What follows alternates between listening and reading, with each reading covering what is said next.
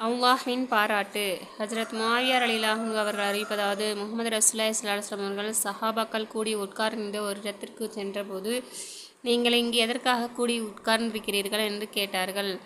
அதற்கு நாங்கள் அல்லாஹை திக்ரு செய்வதற்காகவும் அவன் இஸ்லாத்தின் பக்கம் எங்களை நேர்வழி காட்டிய உபகாரத்திற்காகவும் அவனை புகழ்வதற்காகவும் நாங்கள் உட்கார்ந்திருக்கிறோம் என்று சஹாபாக்கள் பதில் சொன்னாங்க.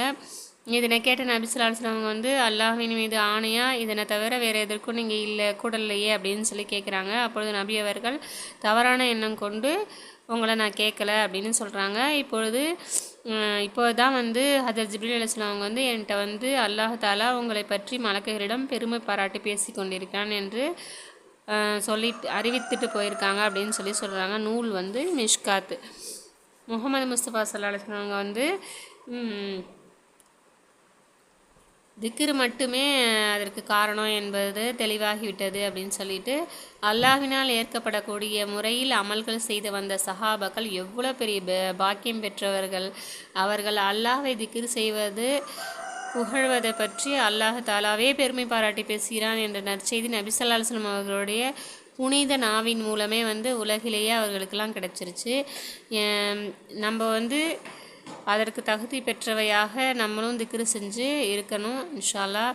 அவர்களுடைய சேவைகள் பற்றி சுருக்கமாக நிறைய கிதாப்கள்லாம், அதாவது ஹிகாயத்தி சஹாபா என்ற கிதாபில் கூட இருக்குது.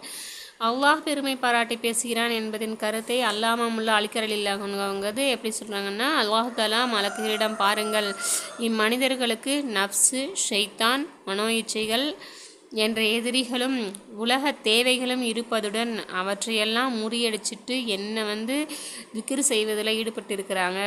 இவர்களுக்கு தடை செய்யக்கூடிய இப்பொருட்கள் அனைத்தும் என்னை திக்ரு செய்வதை விட்டும் இவர்களை தடுக்க முடியவில்லை. ஆனால் வந்து நீங்கள் என்னை திக்ரு தஸ்பீ செய்வதற்கு எதிராக உங்களுக்கு எவ்வித தடையுமே கிடையவே கிடையாது அப்படின்னு சொல்லி அல்லாஹ் தஆலா சொல்கிறான். அது விளக்கமாக அல்லாஹ் வந்து சொல்கிறாங்க.